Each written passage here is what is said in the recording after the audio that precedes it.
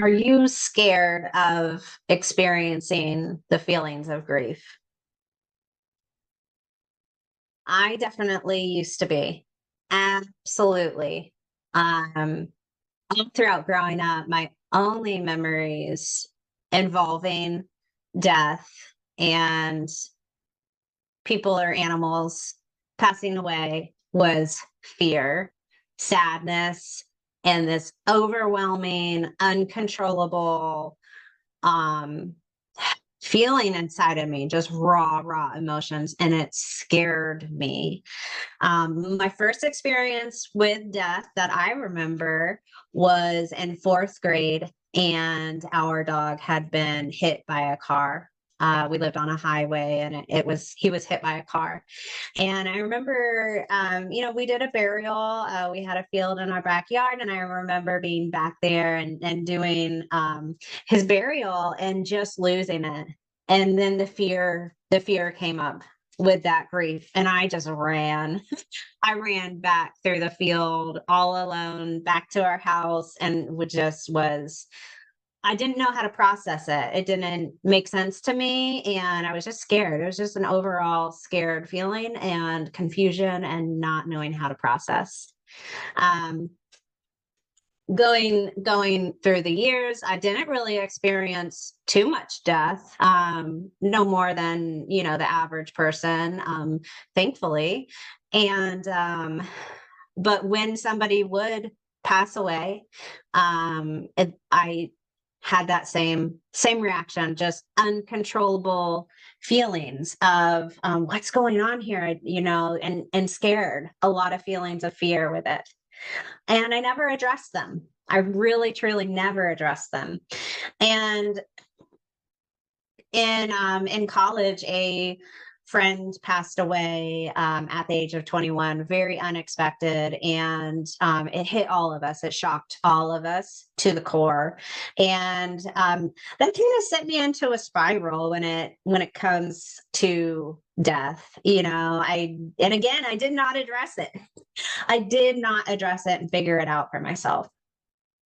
Now, when I was about 26, 27 years old, in 2013, my our family dog, who I lived with, not at that point in time, but in high school, we brought him in as family. His name is Harry, and we brought him in as family after my junior year of high school, or going into my junior year of high school. But um, so he passed away quite suddenly. He became sick, very, very sick, could not walk, and within a day or so, he needed to be brought to the vet for a euthanasia appointment, because he could not recover.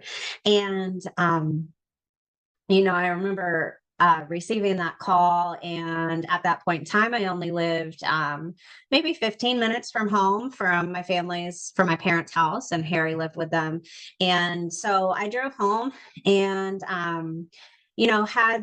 had my last moments with him, and I cried and I bawled, and my parents came out to bring him to the vet, and I was not able to bring myself to go. I was too I was too overcome by fear of all of those emotions that I knew that I was going to feel. And I decided not to go. And my parents brought him to the vet. Um, and after that, it took me a several months, probably about 4 months, to really start the process of healing, um, but was just very much stuck in the grief prior to that. I finally did an activity that allowed me to start to release some of that emotion. And from there, was able to continue to release. And that very next year is when I discovered energy therapy and animal communication, and started practicing that and developing those skills. And the timing is just so meaningful to me because I was able to take that experience with Harry and really learn from it and really heal from it as well through the energy therapy and animal communication. And, I've been in with him many times over the years and have talked all my way all the way through this and feel very good about where Harry and I are with that and in my own development with it. He taught me a huge lesson. And that is to not be afraid of death. Death is part of our journey. It's not the end by any means. It is not the end. It is the end of the individual's pain, illness, any suffering. It is the end of that. They go into instantaneous peace and comfort and love and healing. And it's just a continuation of their journey. Death is just the word, the title that we put on that moment of transitioning from a physical body into a fully spiritual spirit afterlife body.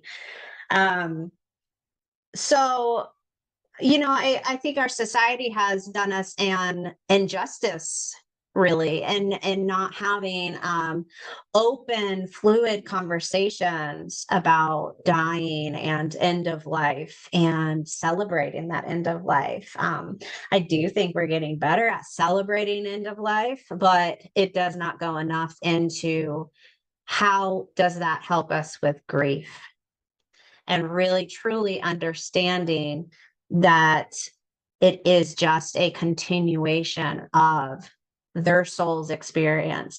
And they are very much still there, very much still supporting us and are accessible to us.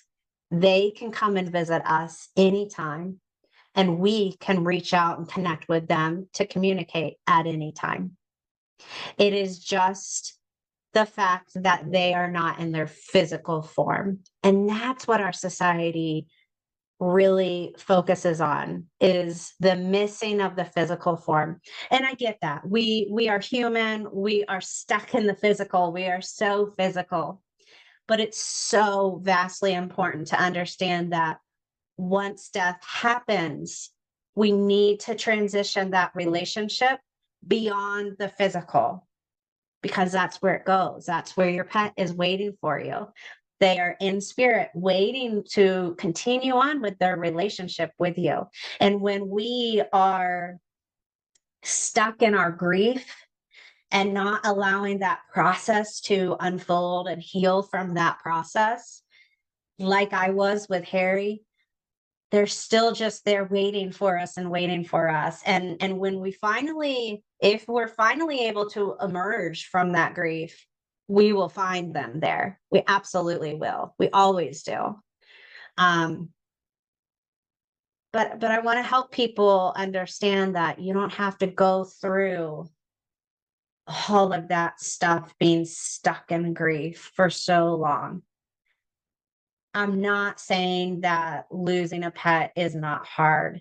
It absolutely is. Every single one is hard in their own individual ways.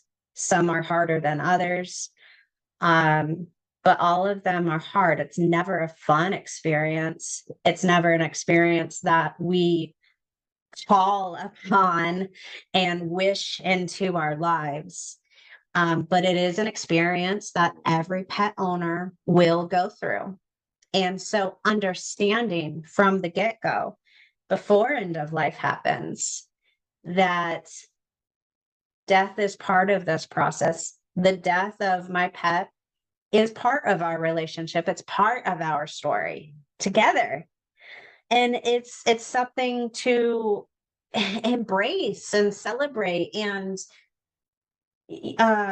learn from and develop from, and then utilize that continuation and be able to connect with them when they are in spirit and continue that relationship, because that is absolutely what they want.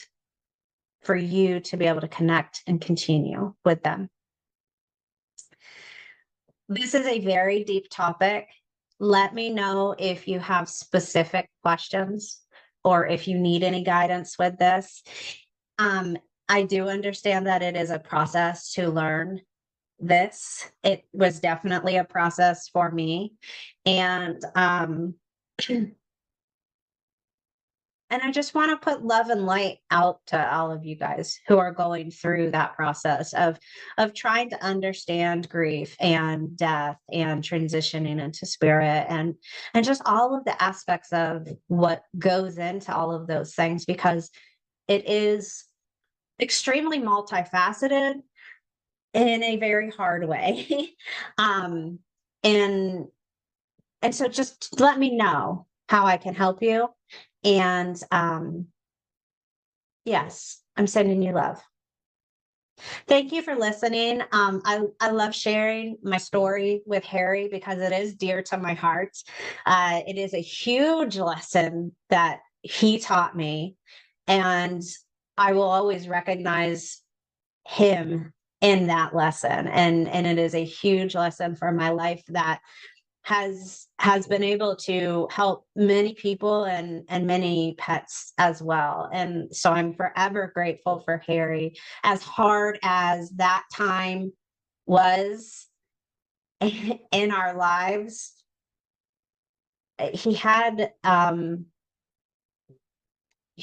betterment of everybody in the future in mind when he went through that experience with me. And he was willing to teach me that lesson as time went. Okay. I appreciate you all. If you would like to continue receiving videos and teachings about transitioned pets, animal communication, energy therapy, and just love overall, go ahead and subscribe to the YouTube channel here and click yes on notifications so that you can know when videos are coming up. Thank you all. Have a wonderful day.